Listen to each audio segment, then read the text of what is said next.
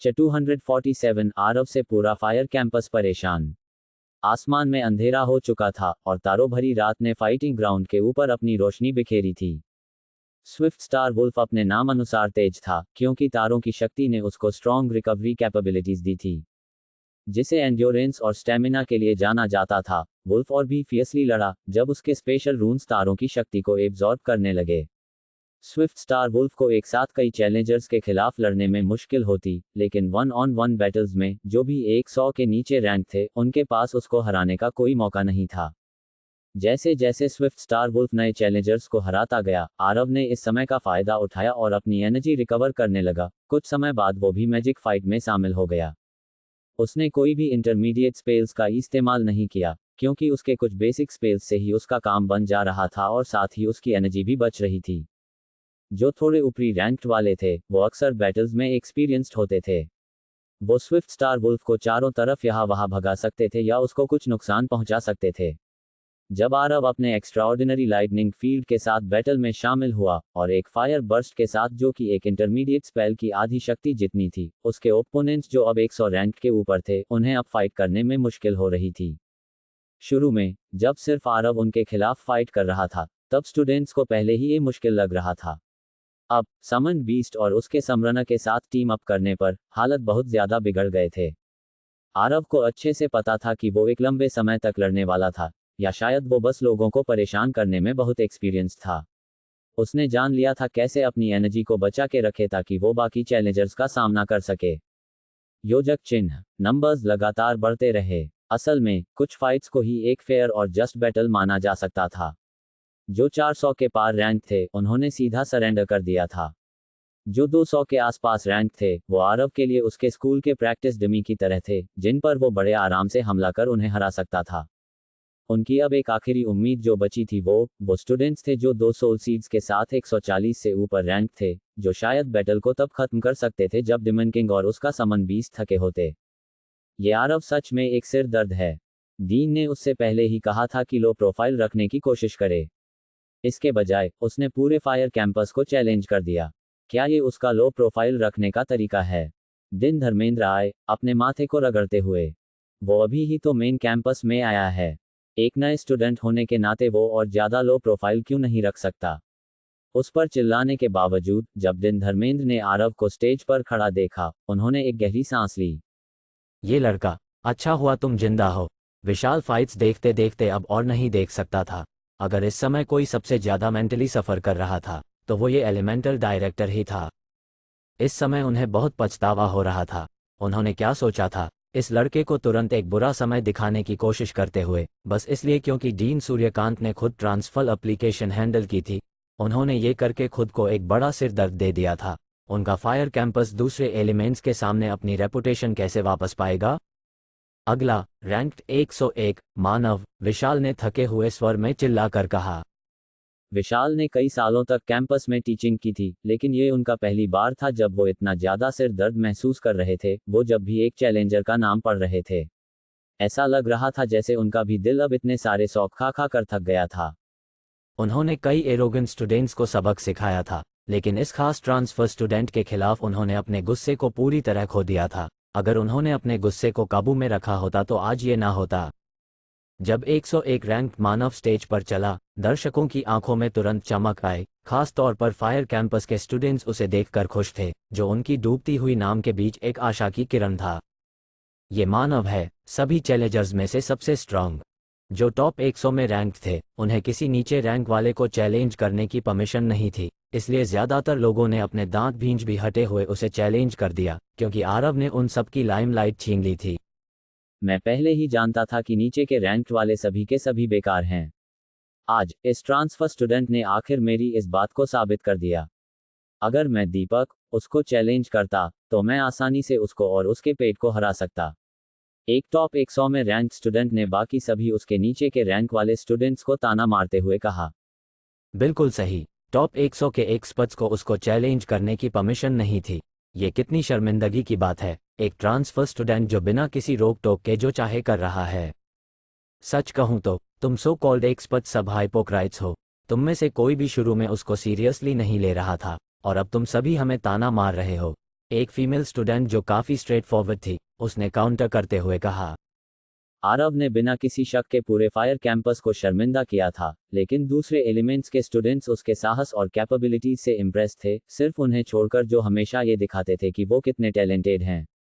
100 की रैंक एक dividing point की तरह है। अगर मिस्टर विशाल उसको 50वीं रैंक पर रखते तो ये अब तक खत्म हो चुका होता। अब हम कुछ नहीं कर सकते सिवाय उन लो रैंक इडियट्स के साथ ह्यूमिलिएशन सहने के। डुअल इननेट एलिमेंट्स, मुझे नहीं लगता कि ये सच में इतना इम्प्रेसिव है। ऐसा नहीं है कि वो अकेला इंसान है जिसके पास इननेट टैलेंट है। तुम क्या कहते हो, आर्यन? एक खरगोश हेड वाली लड़की ने कहा। आर्यन के होंठ टेढ़े हो गए, लेकिन उसने कुछ नहीं कहा। लड़की आर्यन के एक्सप्रेशंस को समझ नहीं पा रही थी, इसलिए उसने उसके शांत चेहरे को देखकर कहा, आर्यन तुम इतने चुप क्यों हो? आर्यन ने अपनी आंखें दूसरी तरफ घुमा दी, उसका मूड बात करने का नहीं था। शुरू में उसके पास यूनिवर्सिटी से ग्रेजुएट होने के बाद एनफोर्समेंट यूनियन में शामिल होने का बड़ा मौका था। वो पहले से ही एक प्रोबेशनरी जज था, लेकिन किसी तरह उसने आरव से पंगा ले लिया, जिसने उसके एक जज बनने के रास्ते को पूरी तरह बंद कर दिया। आर्यन को अच्छी तरह याद था जब उसने आरव के मैजिक बैटल किया था, तब उसने अपने समन्ड बीस्ट का इस्तेमाल नहीं किया था। उसके पास एक शेडो एलिमेंट इक्विपमेंट भी था, जो उसने अब तक फाइट्स में इस्तेमाल नहीं किया था। इस आरव ने शुरुआत में सिर्फ अपने कुछ प्यासों का ही इस्तेमाल किया था। भगवान ही जाने उसके पास और क्या लग्जूरियस इक्विपमेंट है। जो इंसान अपने बेसिक स्पेल्स को 4th लेवल तक रैंक अप करने के लिए इतना आमिर हो सकता है, उसके पास सिर्फ एक जोड़ी बूट्स हो ही नहीं सकते। उसका समन्ड बीस्ट अब पूरी तरह थक चुका है। अब मानव के पास फाइट जीतने का बड़ा चांस है। शायद वो पहले के सभी चैलेंजर्स में सबसे स्ट्रांग हो, किसी ने भीड़ में कहा। मानव ने खुद को एक बड़े एडवांटेज में पाया। स्विफ्ट स्टार वुल्फ अब पहले जितना फास्ट नहीं था और उसके अटैक्स भी कमजोर हो गए थे। स्विफ्ट स्टार वुल्फ भी अब बुरी तरह थक चुका था। चूंकि ये फायर कैंपस था, हर चैलेंजर के पास फायर एलिमेंट था, और ये सब उनकी फ्लेम्स के बर्निंग इफेक्ट्स थे। उसे हर वक्त फायर बॉलर्स लग रहे थे। इतने हमले झेलने के बाद उसकी स्पीड और ताकत दोनों कम हो गई। आरव ने स्विफ्ट स्टार वुल्फ को उसके डायमेंशन में वापस भेज दिया। जब आरव ने बसमंड बीस्ट को उसकी दुनिया में भेजा, तब एलिमेंटल डायरेक्टर्स ने एक गहरी सांस ली। क्या इसका ये मतलब है कि उसके पास अब भी एक कॉन्ट्रैक्टेड बीस्ट है? विशाल को मानी किसी ने 440 वोल्ट का झटका दे दिया हो। वो इतना शॉक था कि अब उसके मुंह से एक भी शब्द नहीं निकल रहा था।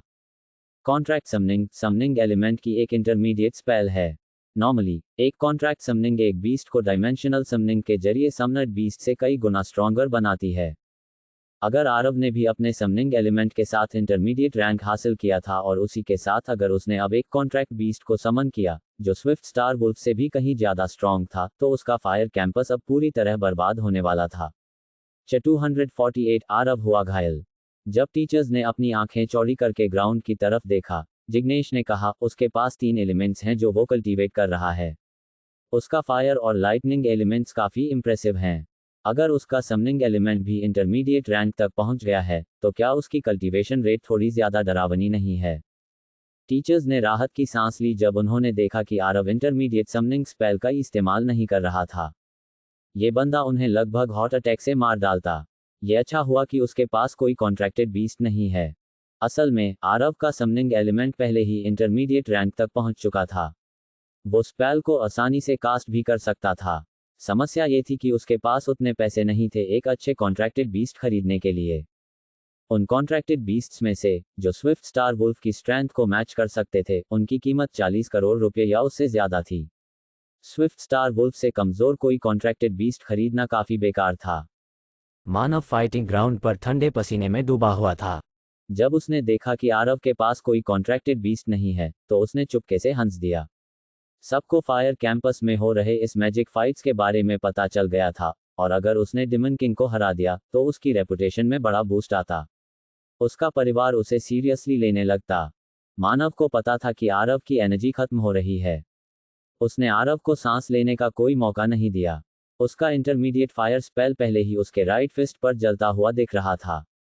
इस बीच उसका पूरा शरीर एक गोल्डन शील्ड से घिरा हुआ था। गोल्डन लाइट ने मानव के चारों तरफ एक सर्कल जैसी शील्ड बना ली थी। उस पर ना कोई सामने ना पीछे और ना ही ऊपर से हमला कर सकता था। आरव के बेसिक स्पेल्स के 4th लेवल पर होने के बावजूद भी वो मानव के लाइट एलिमेंट शील्ड्स को नुकसान पहुंचाने में कामयाब नहीं हो सकता था।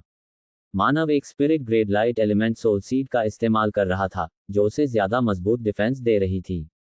जिस तरह आरव को फायर और अर्थ एलिमेंट्स के साथ लड़ाई करना पसंद नहीं था, इसी तरह आरव को लाइट एलिमेंट भी पसंद नहीं था, क्योंकि ये उसके शेडो एलिमेंट को परफेक्टली काउंटर करता था। इंद्रवज्र, थंडरबोल्ट, यक्ष। आरव ने बिना किसी हिचकिचाहट के एक इंटरमीडिएट स्पेल कास्ट किया। उसने अपनी उंगली से रात के आसमान में कई सारे बादल बुला लिए, जिसके बाद उसने मानव के ऊपर एक पर्पल ब्लैक स्टॉर्म क्लाउड को समन किया। उसके हाथ के एक इशारे के साथ एक बहुत बड़ा थंडरबोल्ट जमीन की तरफ गिरा। गिरते समय ये कई लाइटनिंग आर्क्स में बदल गया, जैसे एक काला हाथ हवा को चीरते हुए जमीन पर आ रहा हो। पूरा ग्राउंड उस थंडरबोल्ट की शक्ति से पहले ही कांप उठा। थंडरबोल्ट यक्ष की पावर काफी हैरान कर देने वाली थी। ये लगभग आरव का सबसे स्ट्रॉन्ग अटैक था, फेयरी फिस्ट, 9 हॉल्स के अलावा। लेकिन लगता था जैसे चालाक मानव आरव के इंटरमीडिएट स्पेल कास्ट करने का ही इंतजार कर रहा था। जब उसने थंडरबोल्ट देखा तो उसने अपने राइट फिस्ट पर जलती हुई आग को तुरंत बुझा दिया और एक लाइट एलिमेंट स्पेल कास्ट किया। Light protection, rampart. कई गोल्डन रेस मानव के आसपास दिखाई दी, एक फ्लोटिंग गोल्डन वॉल बनाती हुई। थंडरबोल्ट ने ग्लोइंग वॉल को स्ट्राइक किया, हालांकि ऐसा लग रहा था जैसे इसकी पावर एब्जॉर्ब हो रही हो। थंडरबोल्ट स्पेल बिना ज्यादा नुकसान किए जल्दी ही गायब हो गया। Purple black lightning arcs, light protection, rampart पर तेजी से टूट गए और जल्दी ही वॉल के सरफेस से गायब हो गए। एक ही स्पेल से मुझे हराने की कोशिश कर रहे हो, तुम्हारे पास लड़ने के लिए कितनी एनर्जी बची है? मानव ने अपने चेहरे पर मुस्कान लाते हुए पूछा। आरव मानव के प्रोवोकेशन से परेशान नहीं हुआ। वो वहीं पर खड़ा रहा, जैसे एक लैंप जो फ्यूल से खत्म हो रहा हो। अब तुम्हें कीमत चुकानी पड़ेगी। मानव के राइट फिस्ट में फिर से आग लपेटी गई। चारों तरफ फैलती हुई आग तेजी से उसकी कलाई पर इकट्ठी हुई, एक स्ट्रॉन्ग एनर्जी उससे बाहर निकलती हुई दिखाई दी। Fairy fist, ground break. मानव के पास भी एक स्पिरिट ग्रेड फ्लेम थी। लाल फ्लेम्स ने पूरी स्टेज को रोशन कर दिया। आरव को अपना कांटों वाला शील्ड इस्तेमाल करना पड़ा। उसने तेजी से पीछे हटने की कोशिश की, सबसे स्ट्रॉन्ग पावर वाले जगह से बचने की कोशिश की। उस शील्ड ने ज्यादातर पावर को ब्लॉक कर दिया, लेकिन गर्म आग ने इसे थोड़ा पिघला दिया। आरव की फेवरेट शर्ट को राख में बदल दिया और उसके 6 पैक सभी को दिखाई दिए। आग ने आरव की बॉडी को कवर किया। अगर उसकी आग से रेजिस्टेंस नहीं होती तो उसका शरीर जलने के बाद शायद पहचाने लायक भी नहीं बचता। उसकी शील्ड ने ग्राउंड ब्रेक की फोर्स को ब्लॉक किया जो उसे राख में बदल सकती थी, लेकिन उसका बर्निंग इफेक्ट अब भी गया नहीं था। आरव अब थोड़ा घायल हो गया था। उसने दर्द में अपने दांत भींच लिए क्योंकि वो जल रहा था। उसके शरीर के कुछ हिस्से साफ तौर पर काले पड़ गए थे। मानव ने जब अपने ओपोनेंट पर किए गए डैमेज को देखा तो उसने मुस्कुरा दिए। उसकी जीत बिल्कुल नजदीक थी। उसका लाइट प्रोटेक्शन, रैम्पार्ट पहले ही गायब हो चुका था। बेसिकली उसे अब बस एक और ग्राउंड ब्रेक का हमला करना था लड़ाई को खत्म करने के लिए। स्टेज पर गर्म फ्लेम्स लगातार जल रही थी। आरव आग के बीच में खड़ा था, अपना शील्ड पकड़े हुए। आग की रोशनी ने उसके चेहरे पर एक अजीब स्माइल रिवील की। अचानक एक लंबी स्पाइक शील्ड से आगे बढ़ी। ये शील्ड का काउंटर अटैक था, स्पाइक। ये गर्म फ्लेम से बचते हुए मानव के सामने एक पल में पहुंच गई। ये स्पाइक एक ठंडी तलवार की तरह रात के आसमान को चीरती हुई थी। ये आग के बर्निंग जोन को चीरते करते हुए गई। मानव को इसका पता तब चला जब आइस स्पाइक को अपने बेहद करीब देखा, जो उसकी तरफ आ रही थी। Rock barrier. विशाल ने काफी तेजी से रिएक्ट किया और एक अर्थ स्पेल कास्ट किया। किसी ने उसे स्टॉर्स ड्रॉ करते हुए भी नहीं देखा था। एक रॉक बैरियर अचानक मानव के सामने दिखाई दिया। आइस स्पाइक रॉक बैरियर के अंदर घुस गया। इसका टिप मानव के चेहरे से बस कुछ इंचेस दूर था। मानव के चेहरे से ठंडे पसीने बहने लगे, उसका शरीर जगह पर ही जम गया। उसने अविश्वास में अपने सामने रॉक बैरियर को देखा, फिर आइस स्पाइक को जो उसकी जान ले सकती थी। मानव, अगर तुम एक डिमन बीस्ट के खिलाफ लड़ रहे होते तो तुम ऑलरेडी मर चुके होते। तुम लड़ाई हार चुके हो, विशाल ने ठंडी आवाज के साथ कहा। मानव अपना दिमाग खो बैठा।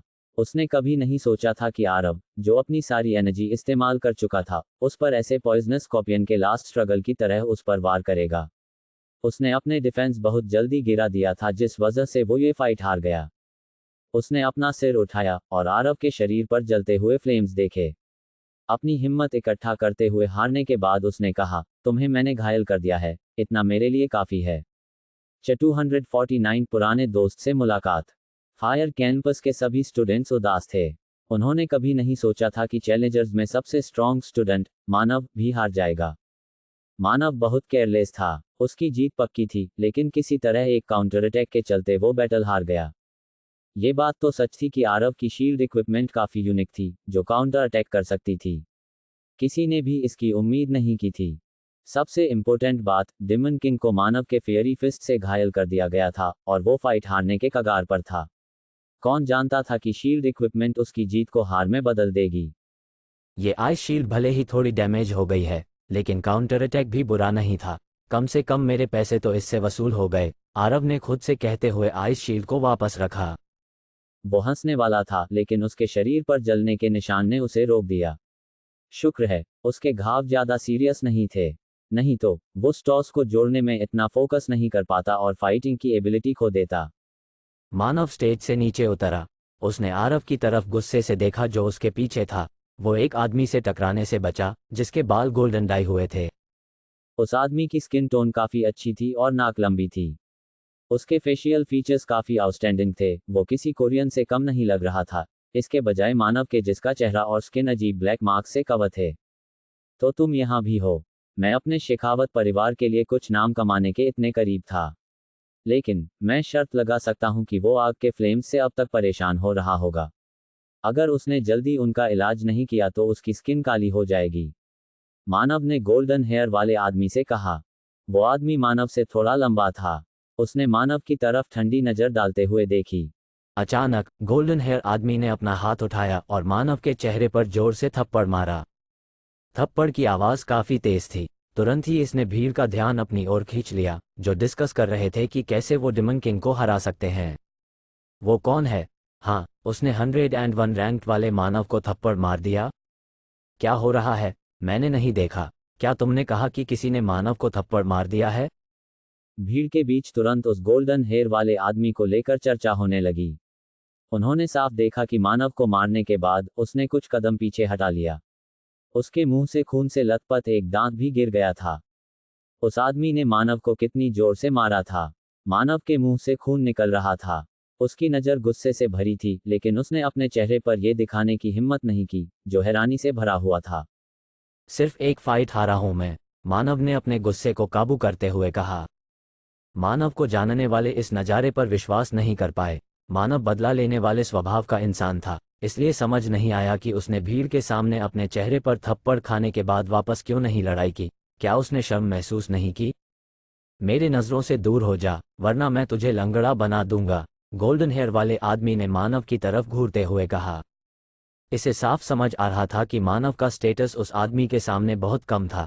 बेइज्जती के बावजूद उसने और कुछ कहने की हिम्मत नहीं की। उसने अपने पाँव के सामने गिरे हुए दांत की तरफ देखा और गुस्से से चला गया। लड़के, कैंपस में वायलेंस का इस्तेमाल करना समझदारी नहीं है, जिग्नेश ने गोल्डन हेयर वाले आदमी को एडवाइस देते हुए कहा। सर, मैं एक फैमिली मैटर अटेंड कर रहा था। डिस्टर्बेंस के लिए मुझे खेद है, गोल्डन हेयर वाले आदमी ने स्माइल के साथ कहा, अपने पहले केआईसी लुक से एकदम अलग। विशाल भी ने भी इस नज़ारे को देखा था। जब उसने अपने स्टूडेंट को थप्पड़ खाते हुए देखा तो वो खुश नहीं था, लेकिन जब उसने देखा कि मानव वापस लड़ाई नहीं कर रहा था, उसने तुरंत अनुमान लगा लिया कि इस गोल्डन हेयर वाले आदमी का बैकग्राउंड बहुत स्ट्रांग है और उनके बीच के मामले में दखल ना देना चुना। ज्यादातर लोग अभी भी नहीं समझ पाए थे कि अभी क्या हुआ था। इस बीच स्टेज पर आरव, इसकी ऊपरी बॉडी पूरी तरह से एक्सपोज थी, वो स्माइल कर रहा था। आधा साल हो गया है, फिर भी तुम्हारा गुस्सा वैसा ही है। ऐसा लग रहा था जैसे आरव उस गोल्डन हेयर लड़के को बहुत अच्छे से जानता था।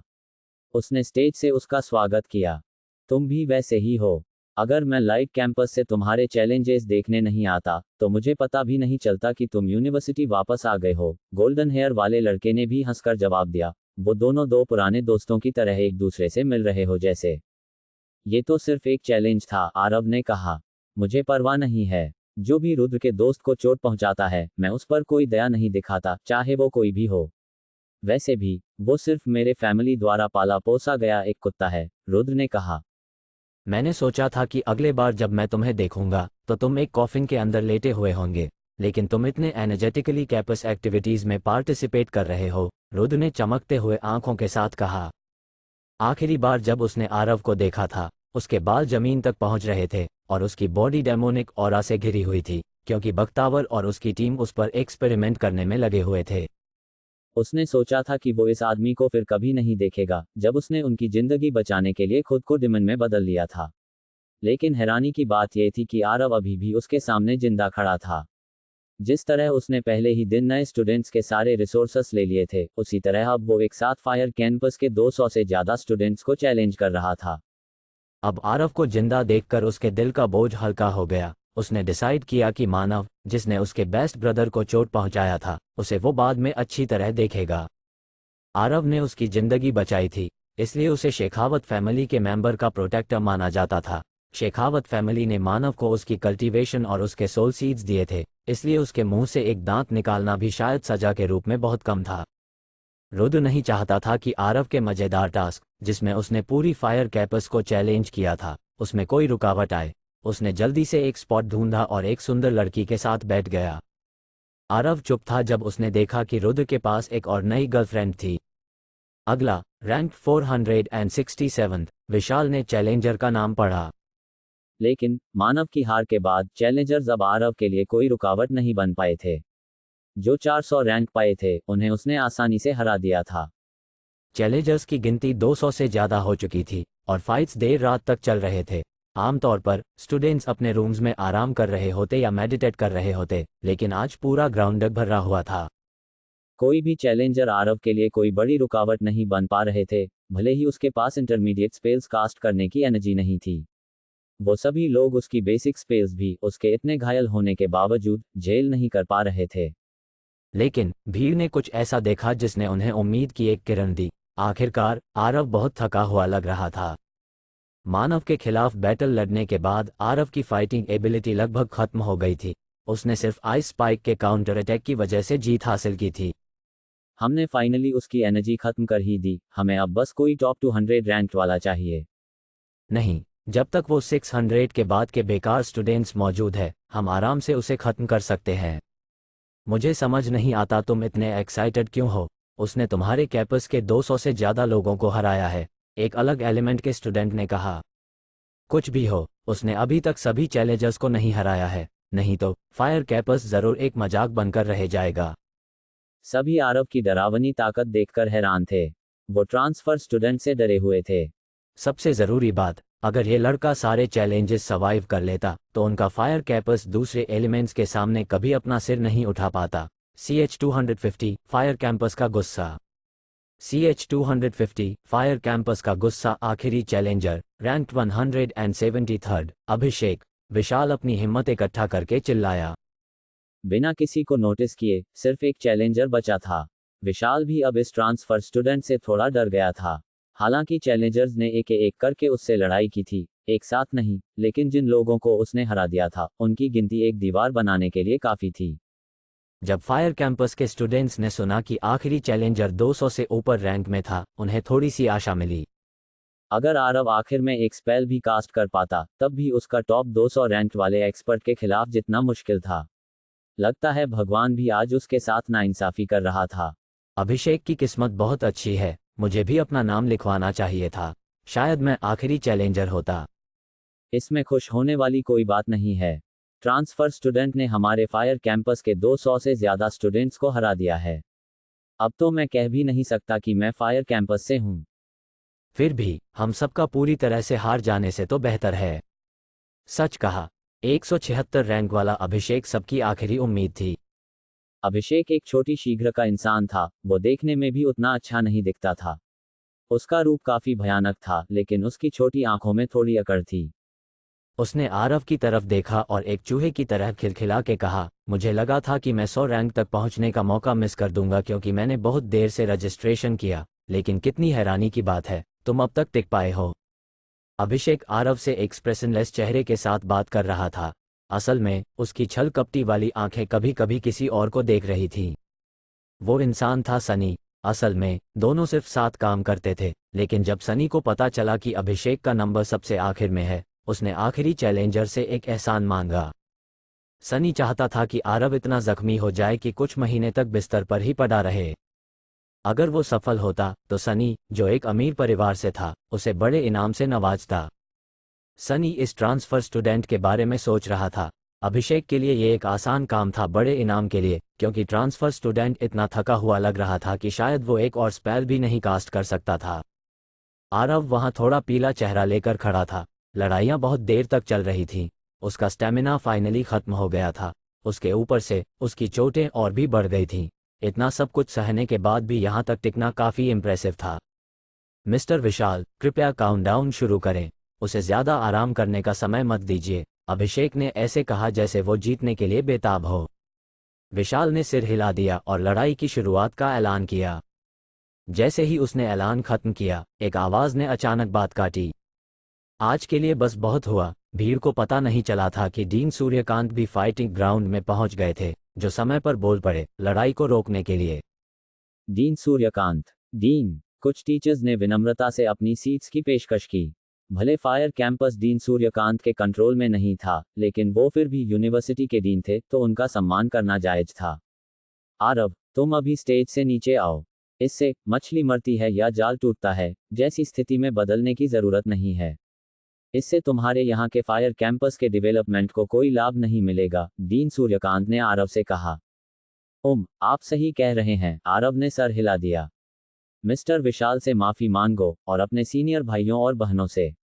आखिर तुम यहाँ एक नए स्टूडेंट हो। डीन सूर्यकांत यहाँ स्थिति को संभालने आए थे। अरे ठीक है, आरव जिद्दी नहीं था। चूंकि डीन सूर्यकांत ने खुद उससे कहा, उसे फाइट जारी रखना समझदारी नहीं लगी। आरव ने विशाल की तरफ झुककर माफी मांगी और डीन सूर्यकांत के आदेश का पालन करते हुए फायर कैंपस के स्टूडेंट्स से भी माफी मांगी। डिमन किंग काफी ईमानदार लग रहा था, लेकिन माफी मांगना उसके लिए कोई शर्मिंदगी की बात नहीं थी। फायर कैंपस के सभी स्टूडेंट्स हैरान थे। क्या उसने उनसे एक एक करके माफी नहीं मांगनी थी? क्या डीन सूर्यकांत ने सच में उसकी सभी गालियों को इतनी आसानी से साफ कर दिया था? डीन सूर्यकांत, अगर हम उससे एक एक करके माफी नहीं मंगवाते हैं, तो आर्किन यूनिवर्सिटी का फायर कैंपस अपनी रेप्यूटेशन कैसे बचाएगा? विशाल ने धीमी आवाज में कहा। ओह विशाल, अगर फाइट होती तो ये अभिषेक आरव के खिलाफ किसी भी हालत में नहीं जीत पाता, डीन सूर्यकांत ने विशाल से धीमी आवाज में कहा। मिस्टर जिग्नेश ने सिर हिला दिया।